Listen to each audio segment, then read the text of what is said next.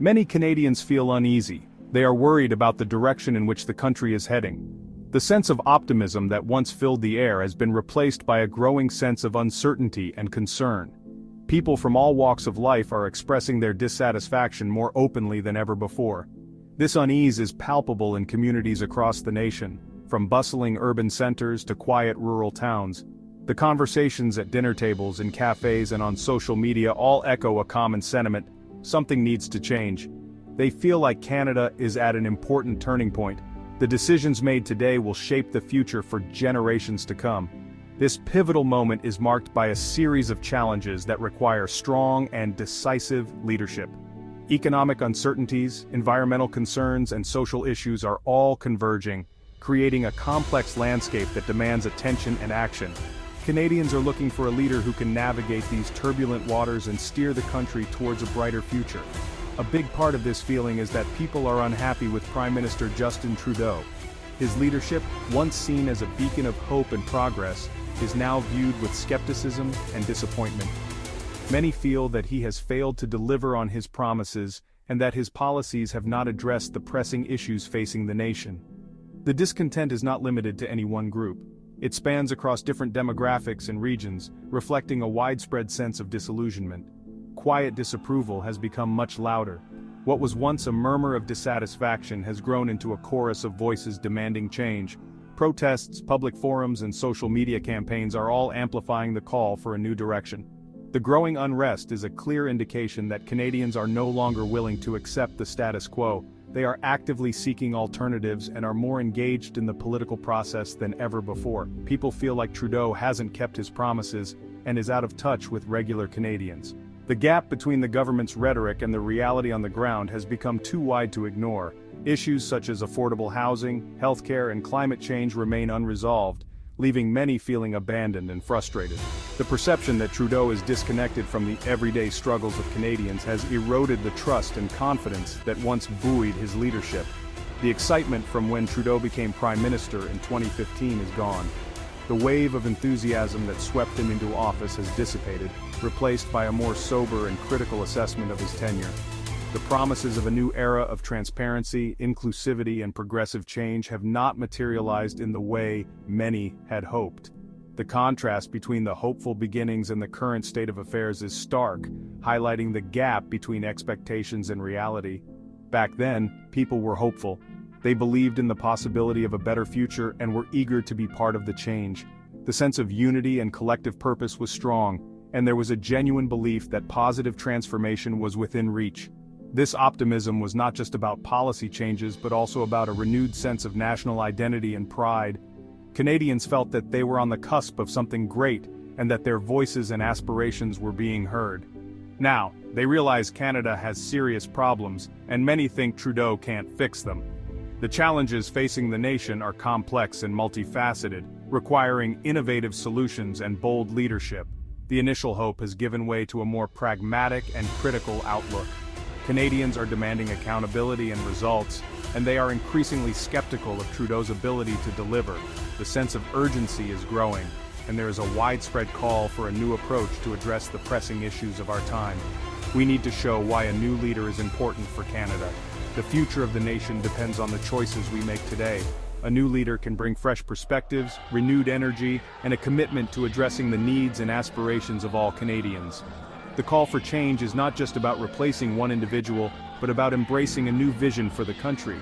It is about building a more inclusive, equitable, and sustainable future for everyone. The facts show that a new leader is the best way forward. Data and analysis support the need for a change in leadership.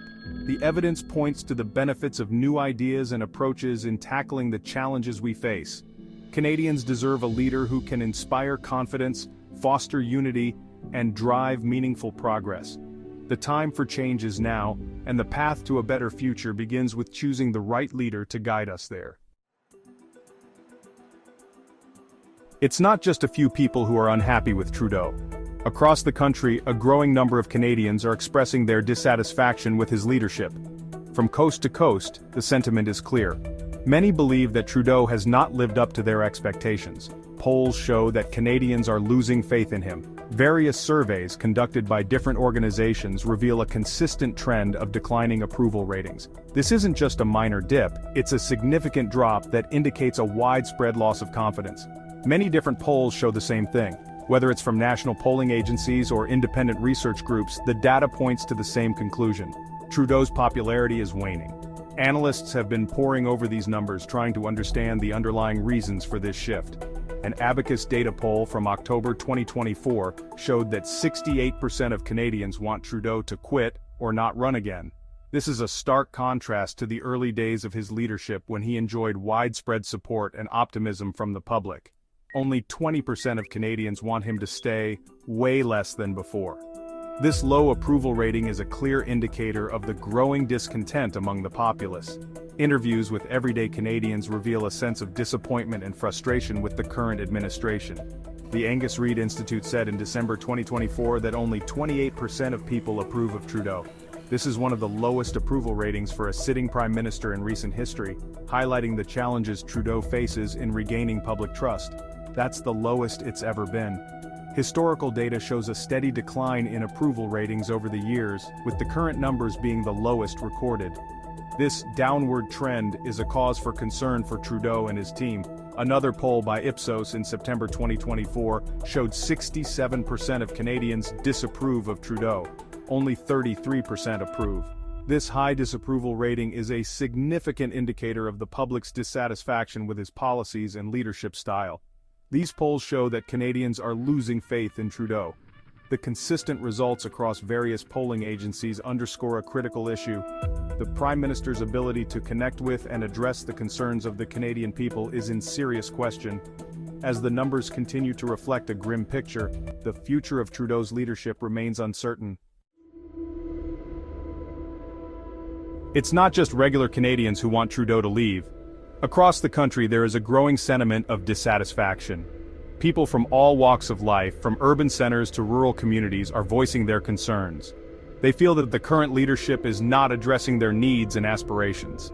This widespread discontent is not limited to the general public. It has permeated the very core of the political landscape. People in his own party, the Liberal Party, are also unhappy. The internal strife within the party has reached unprecedented levels. Long-standing members who once stood firmly behind Trudeau are now questioning his decisions and leadership style. This internal discord is becoming increasingly visible, with more and more party members openly expressing their dissatisfaction. More than 20 Liberal members of Parliament said Trudeau should quit in October 2024. This collective call for his resignation is a significant indicator of the deep-rooted issues within the party. These MPs, representing various constituencies, believe that a change in leadership is essential for the party's future success.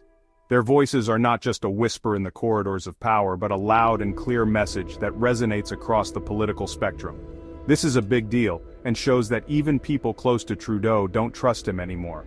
The erosion of trust among his closest allies is a critical blow to his leadership. These are individuals who have worked closely with him, shared his vision, and supported his policies.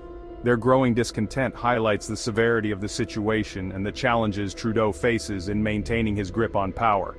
When Chrystia Freeland quit as Deputy Prime Minister and Finance Minister in December 2024, it showed even more problems in the Liberal Party. Freeland's resignation was not just a personal decision, but a reflection of the broader issues plaguing the party. Her departure sent shockwaves through the political community, signaling a potential unraveling of the party's unity and coherence. She said she disagreed with Trudeau about how to deal with the United States. This disagreement on a critical foreign policy issue underscores the deep divisions within the party. Freeland's stance highlights the differing perspectives on how to navigate complex international relationships, particularly with a key ally like the United States. Her public disagreement with Trudeau further fueled the narrative of a party in disarray. Trudeau tried to fix things by changing his cabinet, but many people think it was just a desperate move. The cabinet reshuffle was seen by many as a last-ditch effort to regain control and restore confidence. However, critics argue that it was merely a superficial change that failed to address the underlying issues. The new appointments did little to quell the growing unrest within the party and among the public. The problems inside his own party show that Trudeau can't keep everyone together anymore. The internal divisions are a stark reminder of the challenges he faces in uniting a fractured party. As the pressure mounts, it becomes increasingly clear that Trudeau's leadership is under siege from within. The future of the Liberal Party hangs in the balance, with many questioning whether it can survive this period of intense internal conflict. People are unhappy with Trudeau because they think he isn't fixing important problems like the high cost of living and the housing crisis. Many Canadians are worried about money. A poll by Anadolu Ajansi in November 2024 showed that 57% of Canadians want someone else to lead the Liberal Party. The housing crisis is a big problem. Many people, especially young people, can't afford to buy a house. People think Trudeau hasn't done enough to fix this. Everything is getting more expensive, and people think Trudeau isn't doing enough about it. It's not just regular people and Liberals who are unhappy with Trudeau. Other political parties are speaking out too. Jagmeet Singh, the leader of the New Democratic Party, says Trudeau only cares about rich people, not regular Canadians. Some people agree with Singh. Pierre Poilievre, the leader of the Conservative Party, is also criticizing Trudeau. Other parties speaking out shows that many Canadians think the country is going in the wrong direction and needs a new leader. Besides the big problems with the economy, Trudeau has also made mistakes and been involved in scandals. One big example is the SNC-Lavalin affair. People said Trudeau tried to stop a criminal investigation of a big company. Important people in Trudeau's government quit because of this. Another problem was how Trudeau handled the COVID-19 pandemic. While Canada did some things right, people criticized Trudeau for how he got vaccines and how he helped the economy. These mistakes and scandals have hurt Trudeau's reputation. Canada is at an important point. Should Trudeau stay in charge? The facts show a lot of problems. Canadians don't like him, his party is fighting, the economy is bad, and he's made mistakes. Some people say Trudeau did a good job with COVID-19 and social justice. But many Canadians are worried about money and housing and don't believe him. People don't trust Trudeau, the Liberal Party is divided, and people don't think the government can fix Canada's problems. Canada needs to talk about what kind of leader it needs. It seems clear that Trudeau shouldn't stay Prime Minister. Canada needs a fresh start and a leader who can bring people together. Trudeau needs to admit that many Canadians don't trust him and that him staying is bad for Canada. If he quits, the Liberal Party can choose a new leader with new ideas. Canada needs a leader who can give people hope, bring everyone together, and keep promises. It's time for Justin Trudeau to quit as Prime Minister. This is a big decision, but it's the right thing to do. It's clear that him staying is bad for Canada. Polls show that Canadians are unhappy with him. His own party is having problems, and some Liberals want him to quit. Other parties want to take over the government. But this is bigger than politics. Canada has big problems. Trudeau should quit for the good of Canada and its people. Canada is at a turning point. A big question is, who will lead if Justin Trudeau leaves? Some people are already thinking about taking his place, and they have their own ideas for Canada's future. One possibility is Chrystia Freeland. She's the Deputy Prime Minister and Minister of Finance right now. She was very involved in how the government handled the COVID-19 pandemic, and she knows a lot about how the economy works. Her plan for Canada involves helping the economy recover, creating jobs, using green energy, and making things fairer for everyone. Another person people talk about is Mark Carney. He used to be in charge of the Bank of Canada and the Bank of England. He's an expert on money and climate change. He wants a strong economy that doesn't hurt the environment. He wants Canada to be a world leader in fighting climate change. On the other side, there's Aaron O'Toole, the leader of the Conservative Party. He has a different plan.